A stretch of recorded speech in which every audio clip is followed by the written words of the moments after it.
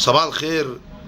هو ليه الزملكاويه مش مقتنعين او مش مصدقين او مش مستوعبين انهم هياخدوا الدوري؟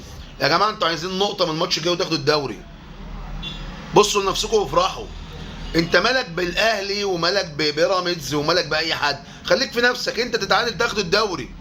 ايه يا احمد ميهوب طالع ليه في اخر دقيقه يلعب الله؟ ايه ما يطلع؟ ايه اللي مضايقك؟ ايه اللي مزعلك؟ بطلوا هبدا يا جماعه. لا انتوا هتوجعوا دماغنا عشان الدوري بتاع كل 4 سنين مره ده. ما هو انتوا عشان كده يعني ما بتاخدوش دوري 4 5 سنين ورا بعض بسبب الهبد وعدم الاستيعاب. وفي واحد اسمه عبد الجليل باين بيطلع قناه الزمالك، مش ممكن، كميه هبد رهيبه.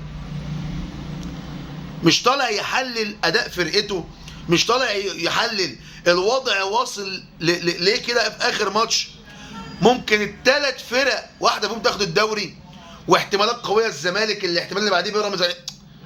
مش طالع يتكلم الكلام ده خالص، طالع يهبد. ايه يا جماعه انتوا هتاخدوا الدوري عادي خالص يعني.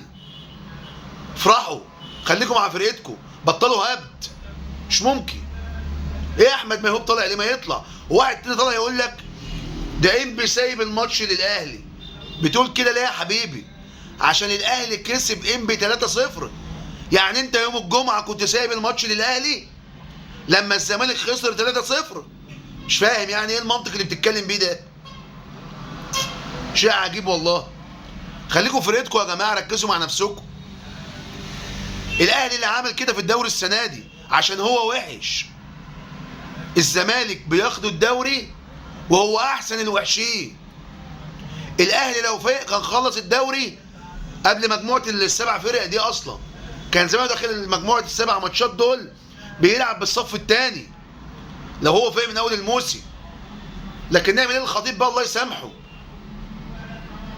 فروقوا على نفسكم كده وافرحوا، انتوا فاضل لكم بونت وتاخدوا الدوري. صباح الخير يا سيادنا.